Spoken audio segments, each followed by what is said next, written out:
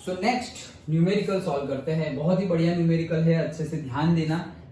ऐसे ही numerical competitive exam में भी और बोर्ड में भी पूछे जाते हैं। ओके, सो अभी तो अच्छे से समझ में आ जाता है और फिर 12th में आते आते बच्चे भूल जाते हैं। दैट्स वाई मतलब कॉम्पिटिटिव एग्जाम के लिए रिवीजन इज इंपॉर्टेंट, क्योंकि वहां पे 11th और 12th दोनों का पूछा जाता है। बोर्ड में सिर्फ 12th का आता है, लेकिन वहां पर 11th 12th दोनों का आता है। सो इजी है, ध्यान दो अच्छे से। देखो क्या बोल रहा है, स्टार्ट करते हैं हमारा example 4.6। A mass of 6 kg is suspended by a rope of length 2 metre from the ceiling. तो भाई ये सीलिंग है और फिक्स्ड है। फिक्स्ड है तो ऐसे हम ड्रॉ करते हैं, कल बताया था, वॉल वाला, रिजिड वॉल वाला और फिक्स्ड सीलिंग वाला। तो अभी मैं फिर से क्यों ड्रॉ कर रहा हूँ, ये देखो, तो ये वॉल है, ओके, और फिक्स्ड वॉल मतलब ये सीलिंग है।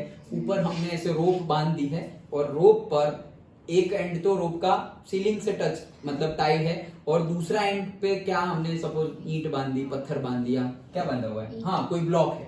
ओके डन, जिसका मास गिवन है, कितना है, 6 kg मास है। अच्छा ठीक है, लेंथ किसकी है, रोप की लेंथ कितनी है, 2 मीटर, वो गिवन है। अच्छा, A force of 50 Newton in the horizontal direction is applied. देखो पहला वाला केस तो बताया ही नहीं है। पहला वाला केस क्या है, पहला वाला केस ये है, ओके, ये कितना है, 6 kg, डन, और ये रोप कितनी है, 2 मीटर, डन। ये फर्स्ट वाला केस है।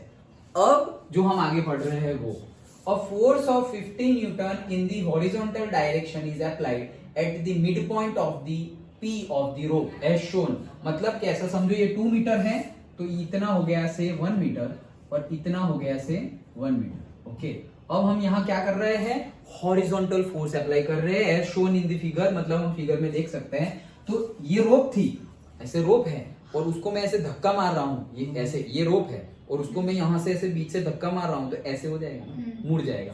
तो ये मुड़ गई, देखो फिगर में बताया हुआ है। सो यहाँ तो ये रिजिड है, तो और ये यहाँ पर हमारा ब्लॉक है।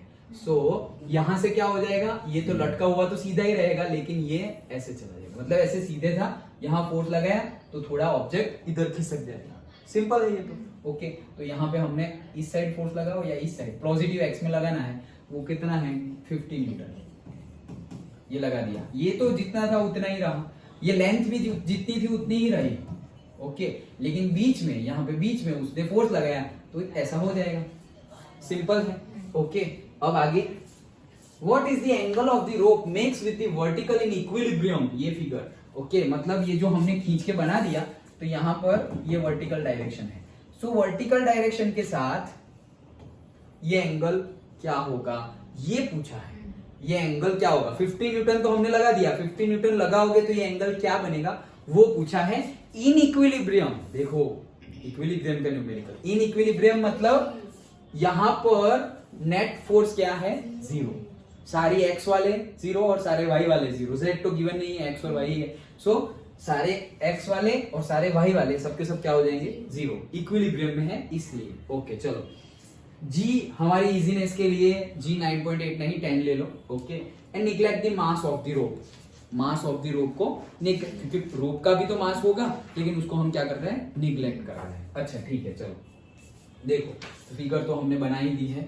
ओके, अब पहले मैं समझाता हूं तुम्हें कंसेप्ट जो रिक्वायर्ड है, दैट इज टेंशन। क्या टेंशन, सीलिंग पे हमने रोप को ऊपर नॉट कर दिया, टाई कर दी, और अब यहां पर मास लगा दिया। ऐसा तो मास नहीं, हम ही लटक गए हैं। ओके, लटकते हैं ना वो पीपल और पेड़, वो बनियन ट्री, ओके, सो उसके ऊपर लटकते हैं वैसे। तो यहां पर तुम अगर खींच रहे हो, रोप को हम खींच रहे हैं, तो रोप में क्या होगा, एक खिंचाव आएगा, तो रोप क्या करेगी, रोप रेजिस्टिव फोर्स लगाएगी, रिस्टोरिंग फोर्स। कौन सी डायरेक्शन में, हम अगर नीचे खींच रहे हैं तो रोप ऊपर की डायरेक्शन में रिस्टोरिंग फोर्स लगाएगी, ए मुझे मत खींचो, लाइक दैट। ओके, सो वो रिस्टोरिंग जो फोर्स है बाय द रोप, उसका नाम है टेंशन। रोप टेंशन में आ गई, उसका नाम क्या है, टेंशन। ओके, ये क्या है, टेंशन फोर्स ही है, रिस्टोरिंग फोर्स है, फोर्स ही है। और कौन सा फोर्स है, रिस्टोरिंग फोर्स। किसने दिया, रोप ने दिया। अच्छा, अब ये केस होगा जब, यहां भी ये लटक ही तो रहा है, ये लटक रहा है मतलब क्या कि इसके ऊपर फोर्स लग रहा है, दिखाई दे रहा है? नहीं दिखाई दे रहा है, क्योंकि फोर्स कहां लग रहा है? जो नहीं दिखाई देता वो लग रहा है। कौन सा? ग्रेविटेशनल। तो यहां ग्रेविटेशनल फोर्स ये ऑब्जेक्ट पे लग रहा है। ग्रेविटेशनल फोर्स कितना लगेगा? m इंटू जी जितना, m into G, W is equal to m into A, और एक्सेलरेशन ग्रेविटी हो जाएगी तो m इंटू जी। तो इसके ऊपर फोर्स लग रहा है कितना? Weight force. इसको वेट फोर्स भी बोलते हैं, याद आया? वेट कैसे निकालते हैं? Mass into gravity. 9th में पढ़े थे ना, there is a difference between mass and weight. वैसे हम बोलते हैं तुम्हारा वेट कितना है, तो हम बोल देते हैं 50 kg, तो वो तो मास है, वेट थोड़ी है। वेट कैसे मिलेगा? 50 मल्टीप्लाइड बाय 9.8, तब मिलेगा उसका वेट, और उसका यूनिट होगा न्यूटन। डन? ओके, हाँ चलो। सो mg that is weight force, that is the gravitational force, वो लगेगा डाउनवर्ड्स, जो दिखाई नहीं दे रहा है लेकिन लगेगा। जितना मास ज्यादा उतना ज्यादा लगेगा, क्योंकि m इंटू जी है। डन? ओके, तो ये फोर्स नीचे लग रहा है। मतलब जैसे हमने बोला ना, अभी मैं रोप खींच रहा होता तो मैं खींच रहा हूं और सपोज तुम में से कोई खींच रहा है, दोनों में जो रोप में रिस्टोरिंग फोर्स आएगा वो सेम आएगा क्या? नहीं।